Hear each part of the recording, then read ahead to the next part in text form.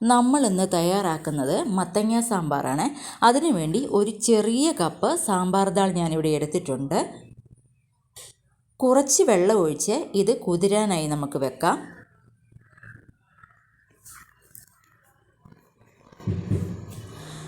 വളരെ കുറച്ച് ചേരുവകൾ മാത്രം മതി. അതിന് വേണ്ടിയിട്ട് മത്തങ്ങ എടുത്തിട്ടുണ്ട്, വെള്ളരിക്ക എടുത്തിട്ടുണ്ട്, തക്കാളി എടുത്തിട്ടുണ്ട്, പച്ചമുളക് എടുത്തിട്ടുണ്ട്, ഒരു സവാള എടുത്തിട്ടുണ്ട്.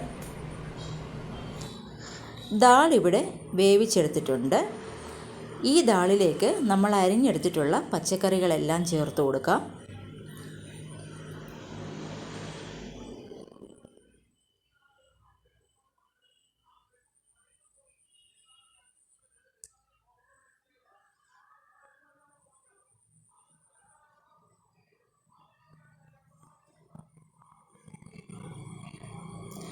ആവശ്യത്തിനുള്ള ഉപ്പും കൂടി ചേർത്ത് കൊടുത്തു.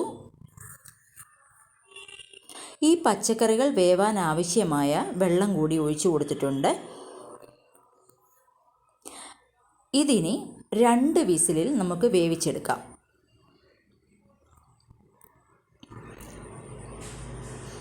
ഇവിടെ പച്ചക്കറിയും ദാളും എല്ലാം നന്നായി വെന്ത് വന്നിട്ടുണ്ട്. ഇതിലേക്ക് സാമ്പാർ പൊടി കൂടി ചേർത്ത് കൊടുക്കാം.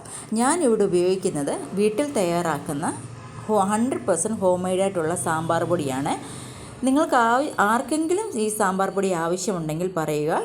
ഞാൻ കോൺടാക്റ്റ് ചെയ്യാനുള്ള നമ്പർ ഡിസ്ക്രിപ്ഷനിൽ കൊടുത്തേക്കാം. നന്നായിട്ട് മിക്സ് ചെയ്ത് ഒരു 5 മിനിറ്റും കൂടി ഇതൊന്ന് തിളപ്പിച്ചെടുക്കണം.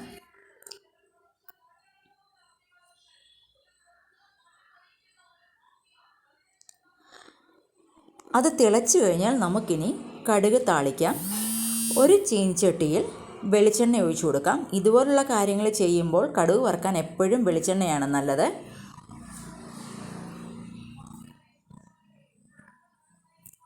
വെളിച്ചെണ്ണ നന്നായി ചൂടായി കഴിയുമ്പോൾ അതിലേക്ക് കടുകും കൂടി ഇട്ട് പൊട്ടിക്കാം.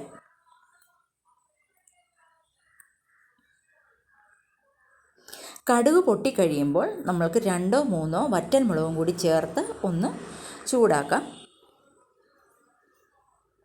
ഈ സമയം തീ ഓഫ് ചെയ്യാം.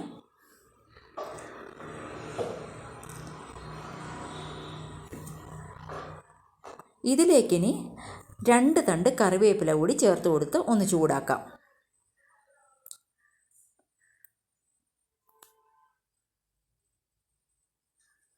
ഈ താളിച്ചതിനെ നമ്മൾ തയ്യാറാക്കി വെച്ചിരിക്കുന്ന സാമ്പാറിലേക്ക് ഒഴിച്ചു കൊടുക്കാം.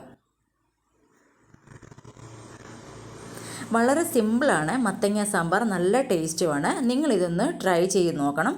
വളരെ കുറച്ച് ചേരുവകൾ മാത്രം മതി, നല്ല രുചിയായിട്ടുള്ള ഒരു സാമ്പാർ തയ്യാറാക്കാം. ഇത് ഇഡലിക്കും ദോശയുടെ കൂടെയും ചോറിൻ്റെ കൂടെയും ഇത് ഉപയോഗിക്കാൻ പറ്റും. വീണ്ടും അടുത്ത റെസിപ്പിയുമായി കാണാം.